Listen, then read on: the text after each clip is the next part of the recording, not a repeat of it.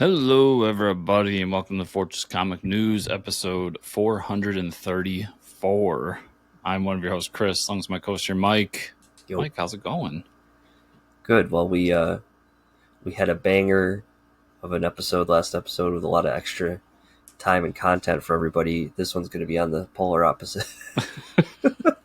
It's just us hanging out now. So, well, you're not going to be on the show next week, so I wanted we got to get Mike this episode. Extra. Yes, for the quality time.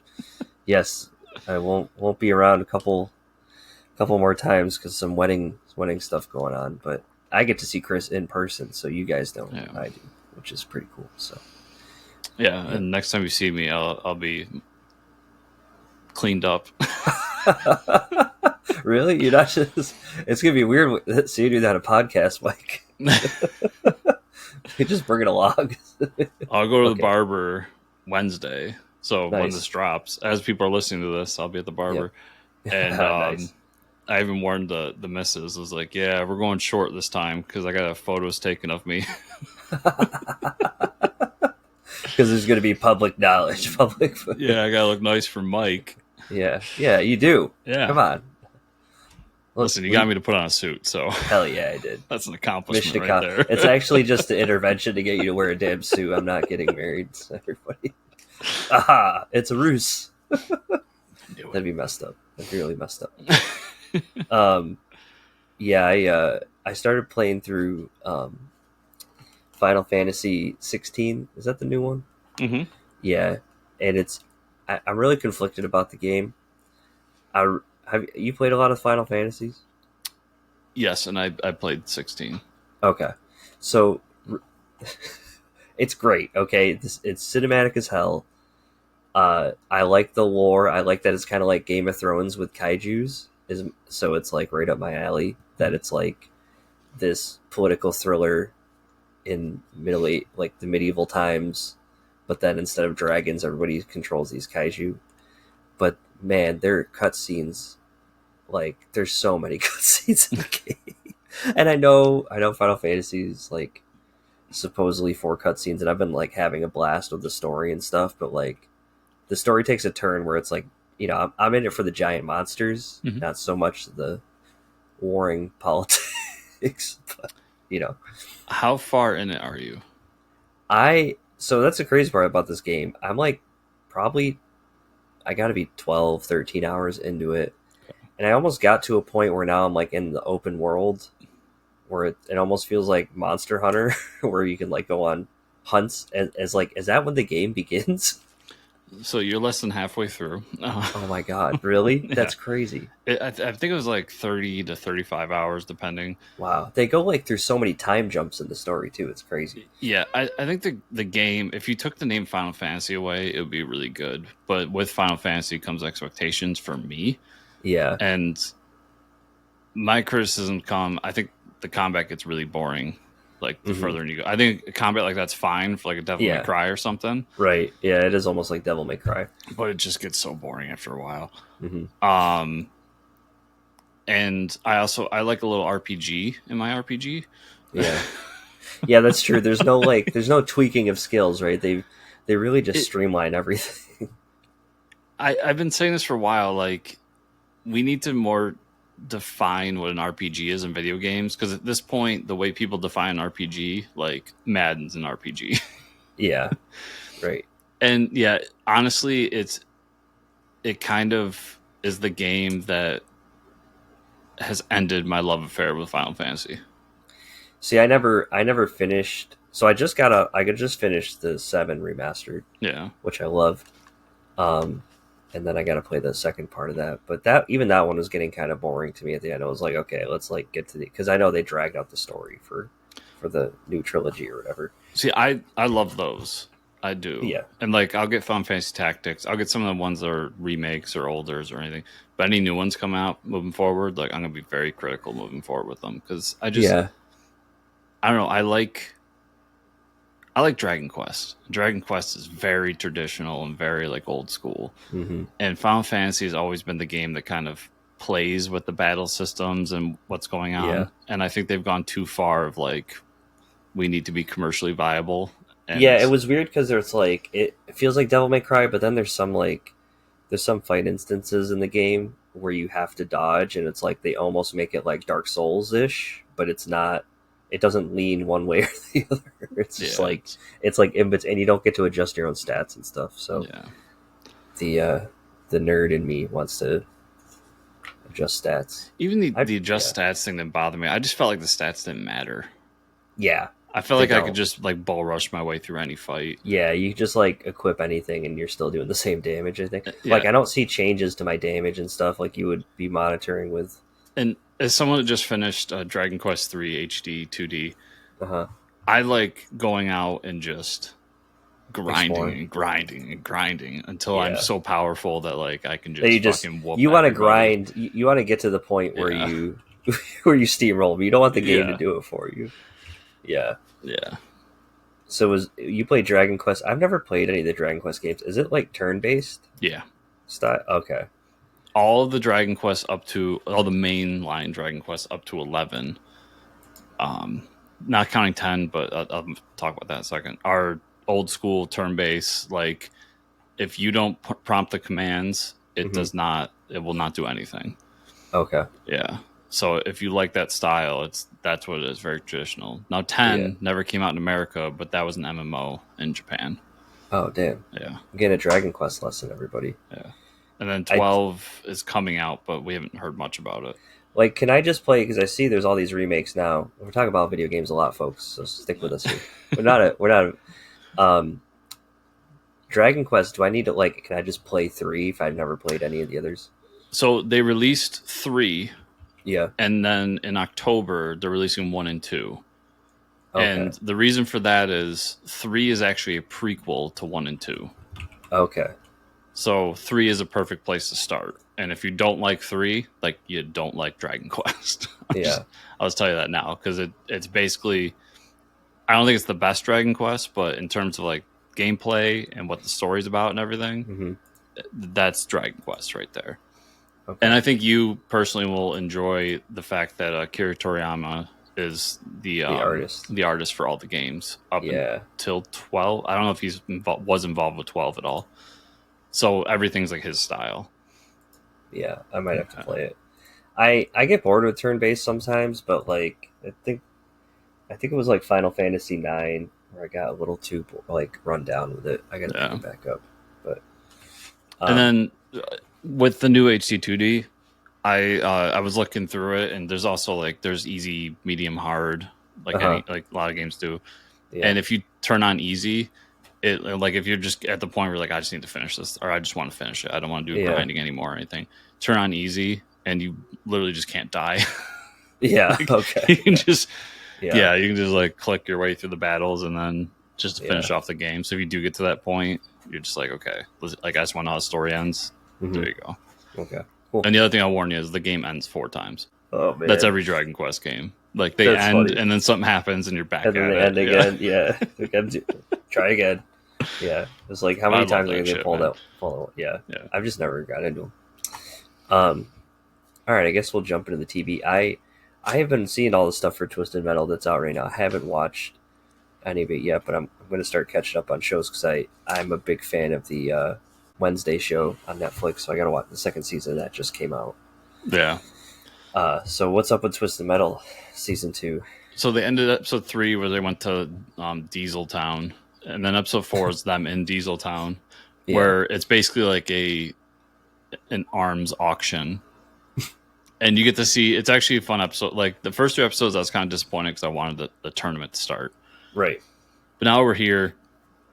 They go through like all the different weapons from the game, like the boomerang bomb, or like the ghost missiles. Like they actually show them in the auction and how they work and everything.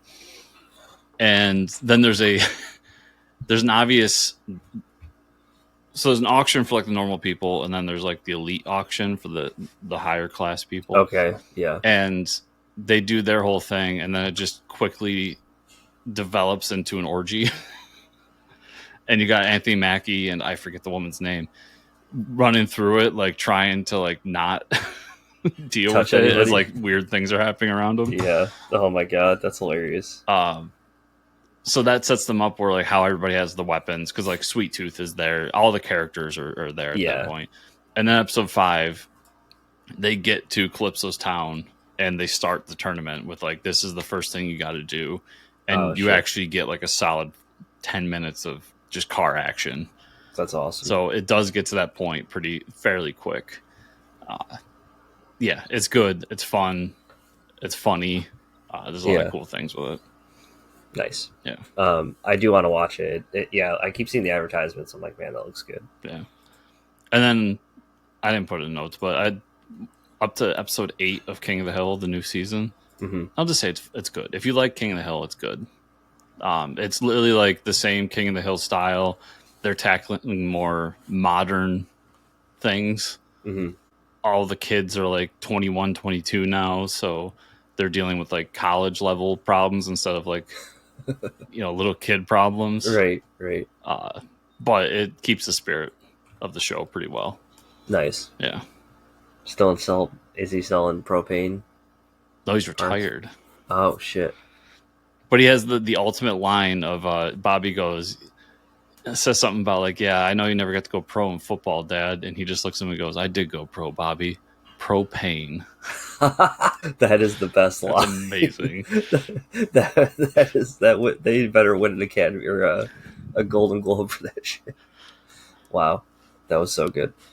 I've just been. It's Always Sunny in South Park. There's the 2 shows I've been watching, and then I was rewatching some of the old Naked Gun movies because it's been doing so well. I've heard so many great things about the new one. So yeah, I was gonna try to see it in theaters, but I'm just gonna wait for it to come.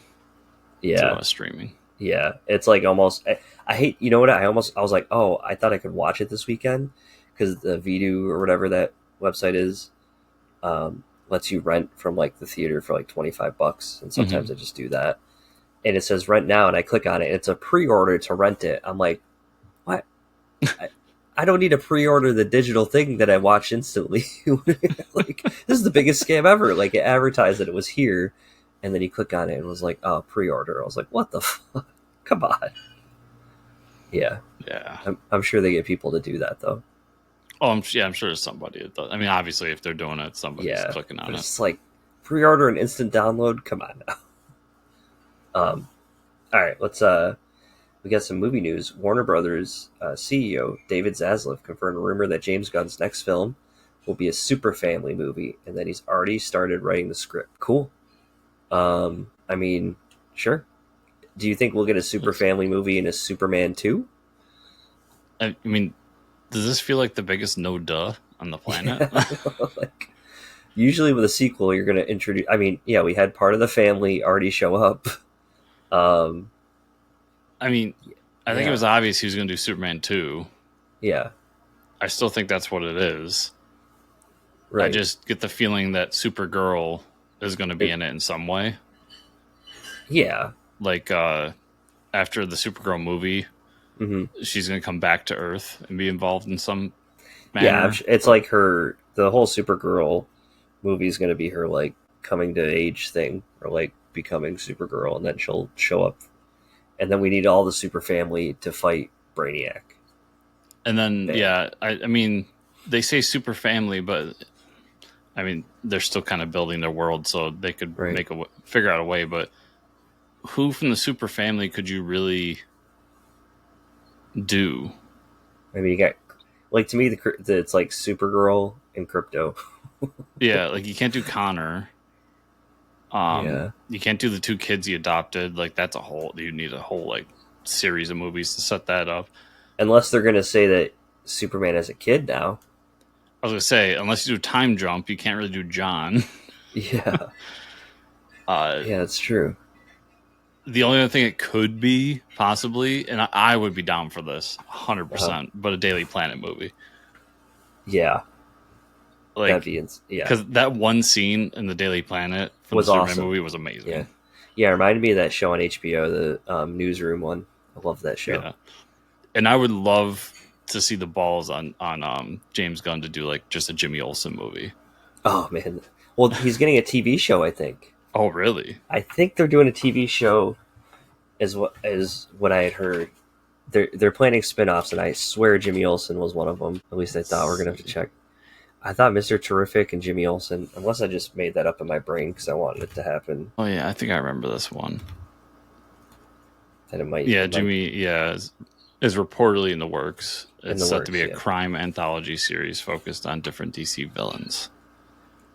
I remember this announced. Yeah, but I don't think it was an official thing. No, but that would be awesome. Yeah, because there's also it came out. Yeah, it came out with the rumor that there's a Mr. Terrific spinoff as well coming. Yeah. So, I mean, those are the two favorite characters from movies. Yeah, they both stole the show. They did. I'd be curious though, and I've said this before and been wrong before, so take that for what it is. I'd be curious how well Mr. Terrific holds up in his own thing and not as a supporting character. Right? Yeah, that's true. Because I agree with you, he stole the show, and I love. He stole the show, but he had a lot of characters to interact with. Yeah, and just the way he was portrayed. Yeah, could possibly be gnawing over a 2-hour movie as opposed to whatever it was, 15 minutes over the whole. No, for sure. I think they've understood that if they start a new project like Jimmy Olsen plus supervillains, they need to put James Gunn's going to put wacky characters alongside them. He's really good at doing that, characters that are good across from each other. But I think you hold off and you just do the Terrifics down the line. Hell yeah. I'd be so down for that. That would be amazing. Yeah. So super family, not super surprising, but I'm here for it. Mm-hmm. Throughout the week, there's been many rumors circulating about the Batman Part 2. The biggest one is that Robin will be in the film. James Gunn took to the threads this week to answer some questions from fans and stated that all the information is false. Guys, please stop believing this nonsense. I think 6 of us have read the script. No one knows anything about the Batman 2. So it totally means Robin's in the movie, folks. I don't know if you could read between the lines there. He's totally lying. If James Gunn knew, he wouldn't tell us anyways. But also, I feel like if James Gunn wanted people talking about the Batman movie, he could just say, yeah, Robin will be in it, and then you get everybody speculating for a couple years which Robin is going to be. I don't know. Yeah, wasn't the rumor that Batman Brave and the Bold was a Batman and Robin movie? Which is the Batman part of the DC universe. So. Yeah. So that might be part of the reason why. And but also he's 20-something. A brand new Batman to have a Robin too. Well, this is year 2 Batman, right? So year 2 Batman doesn't need a Robin. He couldn't even fly across the city properly. He fell and hit a pole. Yeah, the dude can't even help himself right now. I was going to take care of a young ward. He's nobody to look up to yet. So that's the thing about Robin. You have to, because we didn't see him be a good Bruce Wayne in that first movie. We need to see him be a good Bruce Wayne, a role model for somebody, and then you bring in Robin. The dude's not a role model yet, as Bruce Wayne. I just don't want to see this Batman have a Robin, personally. I just don't care to see. Yeah, it's supposed to be a trilogy of movies, right? Let's see a couple good villains, set up a decent story like Nolan did with his trilogy. Yeah, and move on. Do Robin in DCU, where I hope they do a more lighthearted Batman, and Robin makes sense. Yeah, right. What I find funny about this, I think it's true because James Gunn's pretty deliberate with please stop. Please stop, everybody. Right. This is not happening. So we'll see. I trust Matt Reeves though, dude. The guy hasn't missed yet, so just let him cook. Did you see the conspiracy theory about why it took so long? No. What was it? Is it something crazy? Oh, I was reading this. Allegedly, there's 2 Batman Part 2 scripts. Okay. And this is why it took so long to write the script. Okay. I'm pretty sure this is bullshit, but okay. I just read this and I enjoyed conspiracy theories. Hell yeah. And one of them is just straight, this is what I want to do with the Batman Part 2. He's fighting whatever, Mr. Freeze or whoever. The other one is this is how we slip it into the DCU. And we make Robert Pattinson the Batman of the DCU. And this Batman Part 2 turns into Batman Brave and the Bold. I could see that being true. Because I guess it's all up to Pattinson how hard he pushes for it. Because James Gunn's been denying that and stuff, but I don't think it's true. Yeah. But also, if it was, it like you just said, it does depend on Pattinson because Pattinson has fuck you money. Yeah, he doesn't need to stick around. And he's doing this because he wants to do this. He's not going to be forced into a universe that he doesn't want to do. You don't get Pattinson forever. Yeah, he's already got Downey money. Like Downey when he started the MCU had nothing. Yeah, he was just out of rehab. And nobody wanted him. People are still watching Twilight to this day. Yeah. Yeah. Not to mention, wasn't he in something else that was big? Just a lot of stuff. He kind of does his own thing now. He was in Harry Potter as Cedric Diggory. Yeah, people forget that's where he started. My boy. Yeah, Harry Potter 4. Yeah, Goblet of Fire, baby. You know what, Google? Just give me IMDb first. I get you have your own thing now, but nobody cares. Yeah, but no, Google sucks. Yeah, unless you're catching Pokemon on Google. I did that, and it was a great 2 hours of my life. Hell yeah. Nice. But yeah, I must have been thinking about Harry Potter. Yeah. He is Harry Potter. Yeah, but he made so much money off that. Like, he can literally pick what he wants to do. Yeah. Yeah, and then he was in Tenet. And I mean, we were worried about him being in 2 Batman films, like when he did the first one. Yeah. So, we'll see. Yeah, and I think it really is up to him. If he wants to be on board and they get him to sign a contract saying that, I think they can make it work. Yeah. I just don't think it's going to happen. I don't think it's going to happen. Because I do firmly believe that James Gunn crew want to do a more lighthearted Batman. Not in like the Adam West way, but not in the Batman way. But like the 1989 Batman. Yeah. The more comic book. Like, I think he wants this whole universe to feel more like a comic book. Which is fine with me. I'm 100% down with. Yeah. Yeah. I just want more of the DCU from that guy. But it would be cool if they released that as like a second script or like a comic or something, like how they would have brought them together. If it is true, like at least share that story. That would be neat. But if it's real. Yeah, if it's real. So we'll see. It's being reported that Sony Pictures will be expanding the Spider-Verse once again. Spider-Verse universe, this time with an animated movie based on Spider-Punk with Daniel Kaluuya, the voice of Spider-Punk in Across the Spider-Verse, and Ajahn Singh co-writing the script. Sick. These Spider-Verse movies are awesome. Yeah, more of it. If it's the same type of quality, right? Yeah, and it makes sense to why it's taking so long to get the Spider-Verse movies now, because they're so focused on milking this. I mean, we've got Spider Noir coming out soon. Oh yeah, I forgot Spider Noir is coming out. And this, which I thought was a strange pick for a solo movie, but maybe people attach themselves more to the character than I thought. Yeah. We could see a 29.9 movie. I'm sure there's plenty of ideas.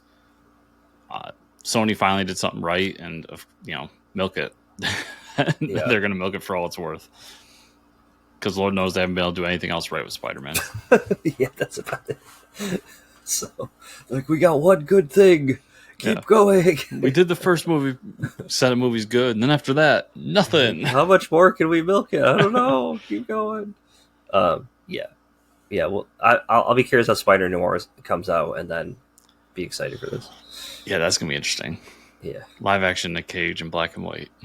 Dude, I'm just excited because I'll watch Nick Cage movies no matter what. So when he's getting when he's in a movie that has potential to be good, then I get really excited because he just acts at everything. So we're into the comic news, folks. Now, this is, you might say there's a lot of ways to celebrate America. This is the most American way to do it, if you ask me. Marvel Comics. They announced to celebrate America's 250th anniversary, they'll be publishing a 5-issue series titled 1776. Hell yeah. It'll be written by J. Michael Straczynski, writing for Marvel, which is awesome, and art by Ron Lim and Sean Damian Hill. Okay, now here's what it's about. Revolutionary Warriors Assemble. You can't have a America book without Captain America. So calamity strikes when a mysterious force dares to tamper with the sacred threads of history. Cap and his formidable squad of Marvel heroes leap into action, their mission to safeguard the founding of the USA. This is great. The fate of the nation hangs in the balance at the dawn of the revolution, and these valiant heroes must navigate the treacherous waters of the past to ensure a future that remains untarnished. This cover with Ben Franklin's big fat chin, I can't stop looking at it. I'm like, dude, that double chin is something. I want the cover by Paulo Siqueira. Yeah, I know you do, with Cap on a fucking horse. I want a poster of it, like hanging. Dude, that shit as you enter my house. That's what you see. And the one with George Washington and Spider-Man. Yeah, George Washington's giving a thumbs up. Yeah, like, what the fuck? And he's taking a picture of him. Dude, even the one I like the 1776 black and white one. It's pretty cool too. Yeah, that one's pretty cool. With Silver Surfer on it. Dude, a lot of these covers are amazing. This sounds like a great time. I don't know. I'm so down with this in so many ways. This is just amazing. I hope this is as lighthearted and goofy as possible. Yeah. And I'm going to buy the fuck out of this. The only, this might be a bit of a racy joke for this show, but the only joke I had about it is if you look at the cover and who's involved, not a single person of color going back to 1776. Yeah. Just saying. That's true. Unless you count Hulk. Yeah, well, I guess what the hell? Yeah, they don't. I guess they don't want to touch that, huh? No, it seems like they don't want Luke Cage being, well, what the fuck? Yeah, that's true. Yeah, come on, guys. Yeah, they don't. No, yeah, they don't want to touch that subject. They don't want to feel like, no, we're fine. He just missed out on this. But no, I look forward to the Cyclops Paul Revere crossover. Oh my god! Hell yeah. He's like, we need a lantern. He just blasts his eye beams in the sky. I think that's the signal. It's one eye beam by day, 2 by day. Nice. And they're better. There fucking better be a moment where all the founding fathers are together next to the Avengers, and Cap says, "Avengers assemble." Yes, and it's just all of them going into battle together. Yeah. I forgot to tell you, I noticed you got your Shovel Knight shirt on. Yeah. I can't wait for the new game is supposed to be coming out, right? From Shovel Knight. It's Nina the Hall. Yeah, I played that at PAX. It was really good. I wanted to share my animated series shirt. Oh, nice. Friggin' Old Navy has these bad boys. Oh. Yeah. It was like, I don't know, less than $20. So Old Navy's got some good graphic tees. Check them out. They got some they got a lot of Fantastic Four. Obviously, the movie was out, but like old school comic covers and shit. So, speaking of which, the missus got a new job, so she's got to get like clothes for the job because she's going to be working in an office now. Okay. And we're shopping, and we're at JCPenney's getting her stuff. Yeah. And I just walked by a mannequin, and it was. I should take a picture and send it to you because it's a mannequin that's basically our entire fashion sense. Okay. It was literally a, not fat, but like normal looking dude with jeans on and a Batman logo t-shirt. You're like, wow, they have a mannequin of me. And I walked by in my jeans and my Dark Knight Returns t-shirt. Hell yeah. It was just like, I feel like I'm understood here. Hell yeah. They finally have a mannequin for me. Usually it's like these really tall, huge muscles, like Calvin Klein mannequins. No, we're going to appeal more to the masses. Just the average guy who likes Batman. That's awesome. Did you buy the Batman shirt? No, because I have that shirt. Oh. It's literally just the standard like Batman logo. Oh, okay. Yeah. All right. Yeah. We're beyond that now. Or Batman Beyond. Nice. Marvel announced a new series coming this November titled Daredevil Punisher, The Devil's Trigger from writer... speaking of writers, J. Michael Straczynski writing for Marvel, that was a big deal, right? He's been back for a while. Has he been back? Okay. Yeah, remember, he did that Cap run that wasn't good. Oh, that's right. And then he's been doing those one-shots. I forgot because you didn't like it, so... Yeah. Okay. So we're getting a Daredevil Punisher Devil's Trigger from Jimmy Palmiotti and Tommaso Bianchi. Do you have what it takes to pull the trigger? Daredevil and the Punisher, the two of Marvel's mightiest, with one of the most celebrated and storied rivalries in comics, find themselves at odds, not only with each other, but with New York's criminal element once again.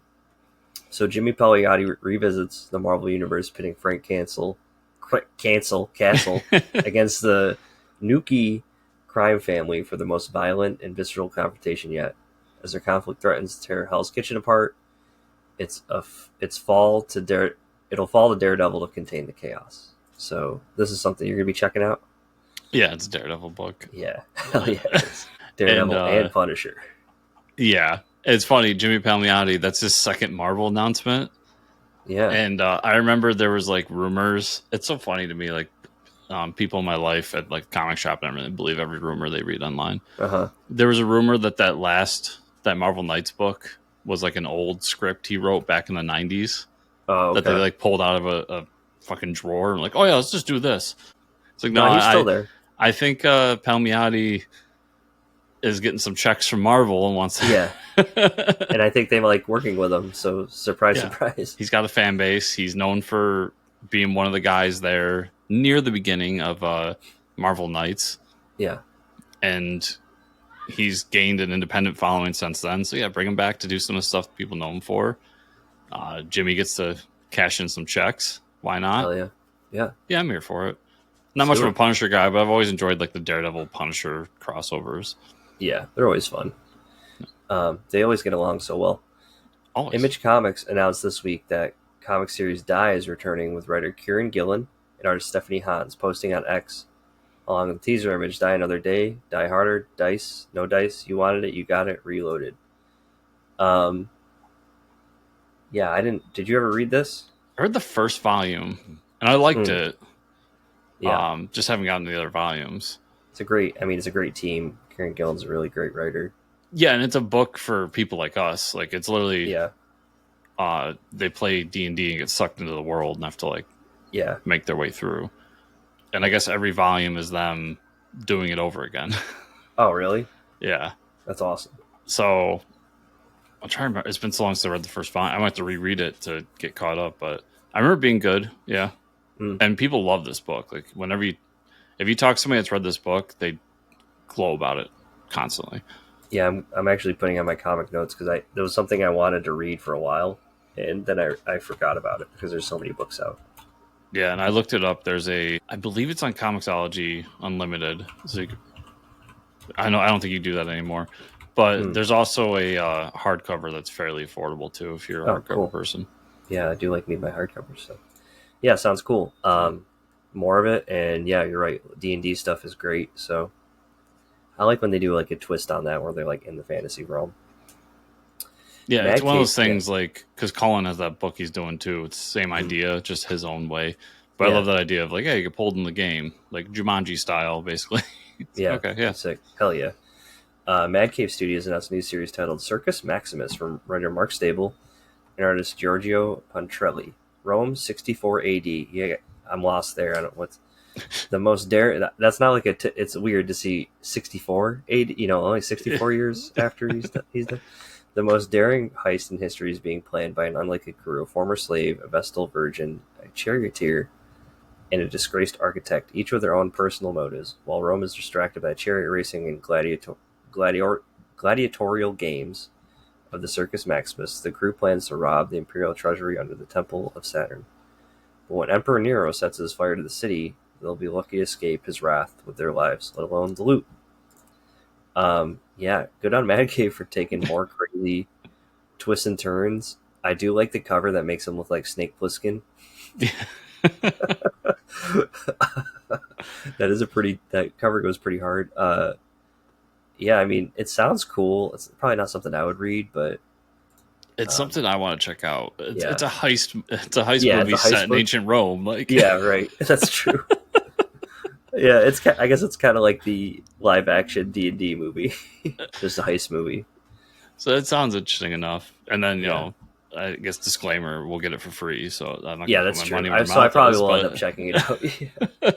Yeah, so everybody should check it out. But it's like if it's like Ocean's 11, but that'd be so funny in Gladiator. I mean, I'll be talking Yeah. about a book in a little bit that basically does that, but yeah, I'm always down for a good heist thing. Yeah, same. All right, let's talk about what we read this week, Chris. Let's do it. I have been still reading the Hellboy Omnibus Volume 2, so I'm getting my way through that and really liking it. And yeah, it's just good. Like, I understand why it's good, and now I'm just like I want to know more about Hellboy. And it's awesome that he just like, because the way the omnibus reads, you get like, I'm at the point where like Lobster Johnson shows up. I was really excited. I was like, when am I going to learn about this guy, Lobster Johnson? And he was just like some dude that would like fight Nazis that like, I don't know if he never died or if like he was invincible or something. I don't know, but like we're just finding out he's just like our first meetup with him now. So it's awesome. I just like the supporting cast of characters. Geiger 16 is something I caught up on. It was a good issue where pick up after the last story arc finishes. So the crazy part is Geiger ends up blowing up and disappearing. We don't know where to. So maybe to meet up with some other universe people. The Justice League Dark Tomorrow special I thought was really good. I like them fighting the Omega Demons and stuff. I can't wait to see the reveal on who that time traveler is. I'm guessing it's Booster Gold or like Rip Hunter. He didn't mention Rip Hunter either, so I feel like it's Booster Gold because he's been involved in so much of the DC stuff recently. But the name thing had a bunch of stars with it, so I don't know if maybe it was Starman. I don't know. Well, Wade and Cantwell said that there are plenty of hints throughout the book. Yeah. So that makes me think Booster Gold. Okay. Which, by the way, I just learned this week that there's a notorious white supremacist named Christopher Cantwell, and it's been fucking me up ever since. Oh, really? Yeah. That's unfortunate. That's unfortunate for the writer. Yeah, it's very unfortunate, dude. Sorry, I just clicked in my brain, yeah. Oh, God. So whenever I pick up a Cantwell book now, I'm just like, oh, Chris. Oh. It's just Cantwell. It's just Cantwell. I think that's why he's going by Chris Cantwell now. Yeah, that's probably for the best. Yeah, but yeah, I like this, and we have this other team that's out of the thing, but it sounds like there's still going to be they're going to do something with that team that has like Batman Beyond on it, because they said it wasn't the end at the end of the issue, so maybe we're going to see more of them. Hopefully. No, yeah, but it feels to me like they're going to be like put in the sidelines until DCKO, or DCKO is done. Because if you remember, the cover to the tie-in issue to DCKO had Beyond and all those characters on it. Yeah, so maybe they're just waiting to hold off to their. Yeah, I was disappointed as a Beyond fan to be like, I wanted more Beyond. Like, I thought if like DCKO is them in DCKO, and it's like they're like the 5 we follow, and it's them fighting other universe versions of people, that would be pretty dope. But yeah, we'll see. I did like their interactions. I just wanted more of them. Jonah Hex with Batman Beyond, like, you don't get that so often. Yeah, when's the last time you got like Jonah Hex anything? Yeah, true. It's been a while. I mean, and you got seen his him blast aliens. I'm like, hell yeah, but we never get not even like a Black Label book, dude. How have we not had a Jonah Hex Black Label book? You would think that would be an obvious Black Label book. Dude, just make him the Punisher. Like, kill his family. He's got to kill the town. That's the story. 4 issues. Well, it's like DC. Palmiotti's obviously willing to work with the Big Two again. He's doing stuff for Marvel again. Call him up. Hey, you got a Jonah Hex story you want to do? Black Label. Do whatever you want. Yep. That'd be amazing. Our check's in the mail. I didn't read Gotcha Man 11 yet. I read Absolute Green Lantern number 5 this week. So we kind of see how Hal gets the Black Hand attached to him. When Abin Sur like crash lands and like he thinks that he killed his friends, he basically just unloads his gun into him, and Abin Sur Sur's like, oh, you need to help me, and he's just like, bah, bah, bah, bah, bah, shoots him, and then Abin Sur like transforms into like the darkness and like grabs Hal's hand. So but it seems like Abin Sur delivered the powers to everybody, so Abin Sur, I don't know how this is happening now, but this issue introduces Hector Hammond, the big brain guy. Mm-hmm. So he's like investigating the area, runs like a science company, and he mentions like, oh, Don't Tell Me Omega's here, or no, Don't Tell Me Omega's here already, from Absolute Superman. So another crossover between books, and we see what happened to John Stewart. He actually gets the Yellow Lantern ring. So at the end of the issue, they all meet up in the spaceship, and it's because Hal and Joe, her name is, have been fighting. Who's the Green Lantern, and then they like get knocked into the ship, and John Stewart's waiting there, like in the Green Lantern or Yellow Lantern suit. So it's pretty cool. So we're just getting it established. We'll see what happens next issue, but I'm liking it so far. I didn't get to Justice League Godzilla Kong #3. Oh, neither did I, actually. Oh, okay. So I'll get to that one next week. JSA #10, great issue. So we saw the dead JSA members in like Purgatory and Kid Eternity, who has this. Kid Eternity has the powers of like to go to the spirit realm, kind of. We find out that like they can imbue her with their powers, and so like they're the Hawkman and Hawkgirl are in like hell trying to get Kid Eternity out, and then Gentleman Ghost and Grundy show up to stop them. So that was cool to see the fight with Gentleman Ghost and Grundy together. But then the dead JSA member is like, "Oh, you're the most important, Kid Eternal, because we're going to give you Kid Eternity because we can channel our powers through you." So then she channels the power, like she shows up with Dr. Fate's powers to help Hawkman and Hawkgirl, and they're like, "Oh, are you the new one?" She's like, "No, I'm Kent Nelson." So she's like the original, and then she like blasts them away, which I guess like if she channels the powers of Wildcat, she's going to be a good fighter. But, it was a cool, and then like on the other side, the JSA meets up with the Injustice gang, and they're just grabbing the Spear of Destiny. So like shit's about to go down. It was a really good issue. I think Jeff Lemire's killing it with this. Nice. Absolute Superman #10, crazy issue. The whole like infusing like lava with his suit, I think it's a really cool thing, like a really cool idea, especially about how they did his origin. The whole using Peacemaker as like a martyr to get like killed at the end, like sending him in against Superman to know he's going to lose for Ra's al Ghul is really messed up, and then the reveal that Talia al Ghul was working for Omega the whole time and like betrays Superman, and he gets stabbed and shot with kryptonite. So I don't know how he's going to get out of this one.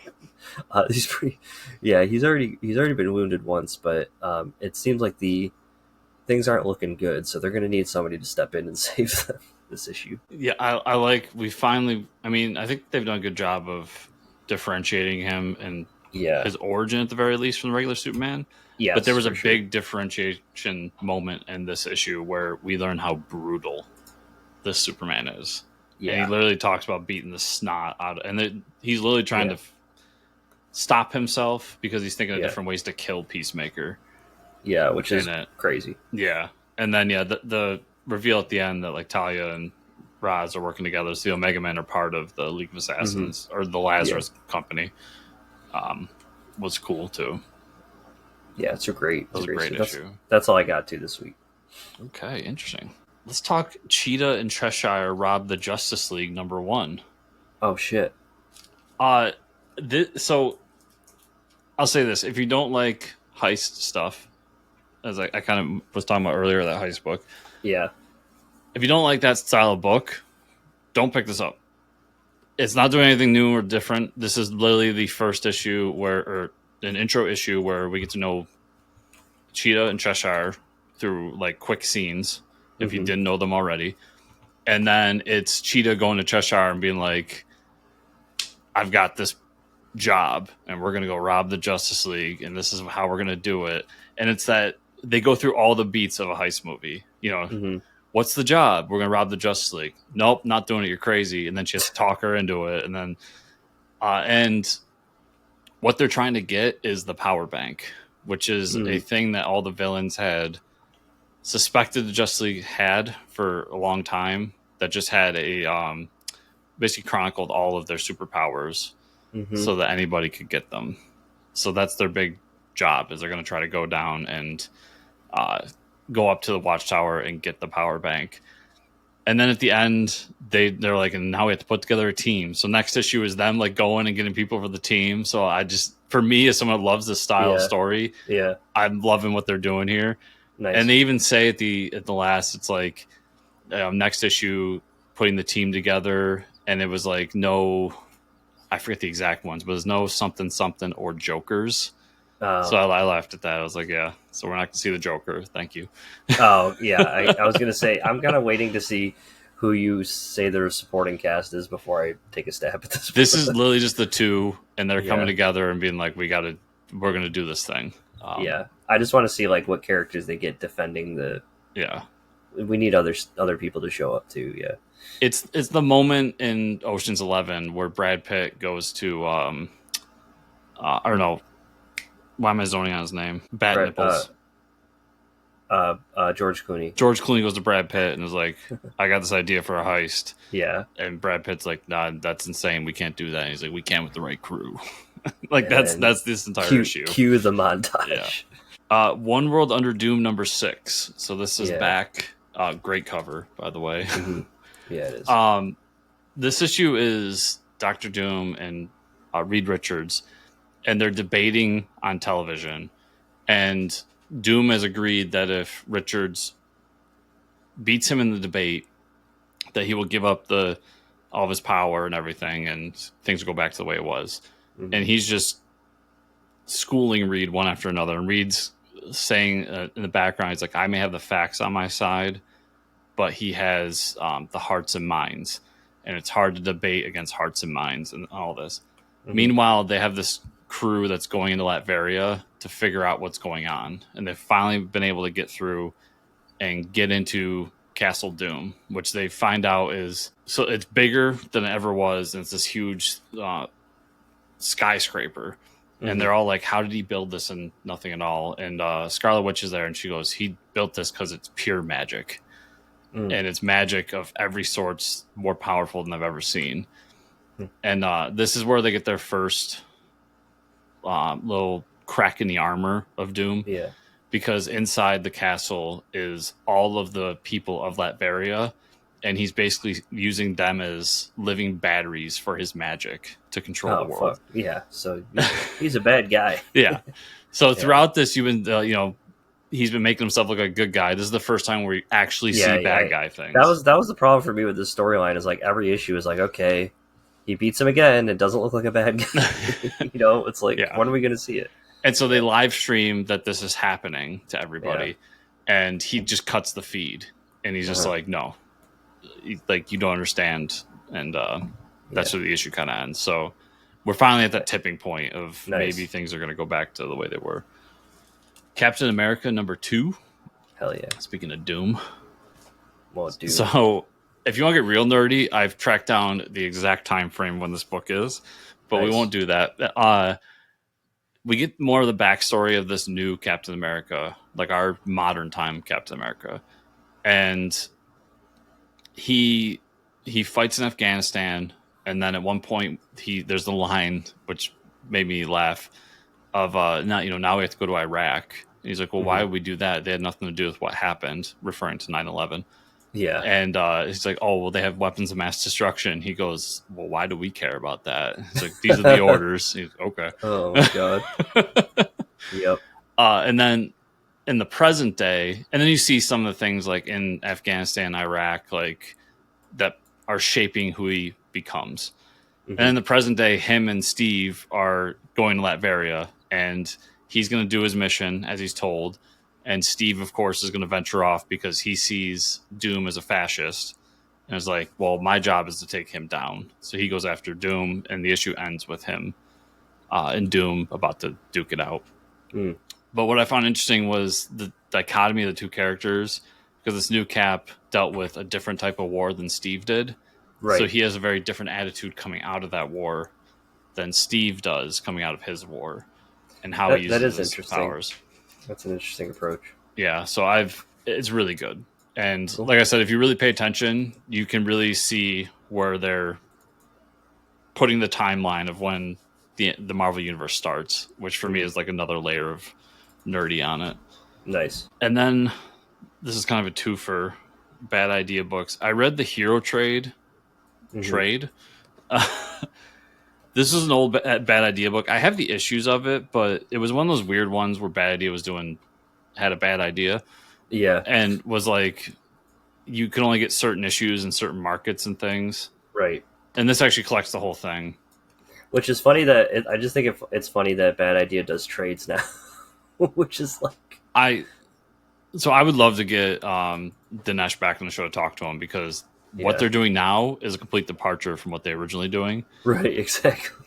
And I get it. They were trying to do something to get their name out there, and now they're going to go the traditional route of going to comic shops and doing the normal thing. But this is a superhero universe, but the idea is that Superman, the Superman character in this is dead. Okay. And somebody finds his body and then just goes and starts cutting it apart and selling it to top bidders. Nice. And then you see different people and how they use it. Like some people are grinding down his bones and using it as like cocaine and like getting temporary superpowers while they're high. Some people are just collecting memorabilia and like have little pieces of him throughout.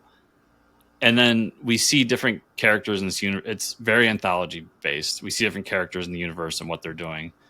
And then it follows this group who's kind of the shield of this universe. Like they're the behind the scenes, cleaning up what the superheroes are doing. But they want to get this character back. So they're trying to find the different pieces of them to basically Frankenstein them back together. And by the end of the trade, they have a full body, but they don't do anything with it. And then in the end, or in the last part of it, there was a crossover that Matt Kint did with Robert Venditti, where they crossed over this book with Hank Howard, Pizza Detective. What the hell? I don't know if you read that, but that book is hilarious. Oh, no. It's literally a detective book, but he investigates pizza-based crimes. And that was a fun, like, 2-part story. So yeah, if you can find Hero Trade at your local comic shop, I think it's a cool book. It's a superhero book. It's got some crime elements to it, and there's a lot of body horror, dude. Oh yeah. There's a whole sequence where they go to this island, and somebody tries to take the Superman character's kidney and replace his kidney with the superhero kidney. Okay. And it creates just this. It basically eats his entire body, and then the kidney becomes sentient and just starts like killing things on the island. What the and hell? You see people just like melting from him, like spewing bile at them and everything. Oh my god. Dude, there's some crazy stuff in it. That's amazing. It is all black and white. I'll warn people about that. But that leads to the Hero Trade Project Chimera #1, which is the new issue of it that's in comic shops right now. And this follows, I think this is a 2-issue series. This follows 2 people who work for that organization, and they have these 2 heroes that they've got captive, and they use them for certain things to take care of certain bad people, quote unquote, that they want. And basically the heroes are versions of the Wonder Twins. So they keep them separate, but when they come together, they can transform into different things. And so we see a man and a woman who are basically psychologists trying to control these people and talking to them and getting their behind the scenes. And one's like, they're both teenagers. So one's a teenage boy, and he's sick of being locked up. He's super horny, just wants like a woman to be in there. And then you got the teenage girl who's depressed and lonely and just like also is sick of being caged up. We get to see them on a mission where they turn into a giant gorilla and sulfur and just annihilate this whole building of people. Wow. And in the end, it seems like the 2 psychologists have decided they're going to try to break them out and save them. What was the name of that book again? The Hero Trade. I guess I didn't realize Bad Ideas still had single issues coming out. Yeah, so they have a bunch coming out now, and they're on comic shops now. Because they announced this with Planet Death, which I think I talked about the week you were out. Okay. And that's the book that Venditti's doing with the guy who wrote John Wick. Mm-hmm. And that was a really cool book. And then this was one. There's a few horror books they got coming out. There's some cool stuff that they got coming out. And then trades. They're doing trades now, the old stuff. Yeah, that's awesome. And you can only get those at comic shops? I think so. I've not looked to see if there are digital versions of it yet. Cool. But yeah, that was everything I read this week. Mike, where can people find you on the internet? You can find me at Fortress Ricker on X/Twitter. Where can they find you and or the show? You can find me on X or any social media network at Fortress Chris. Also on my Substack, which is chriscomicscorner.substack.com. And you can find the show at Fortress Pod on social media and at fortressofcomicnews.com. Remember, everybody, it's a sports show, 5-star reviews in the podcatchers. Go over to YouTube, check out the videos, and like, subscribe, share, comment down below on those. And you can go over to patreon.com/fortresscomics for more. Thank you all so much for watching and or listening this week. And I'll see you all here next week.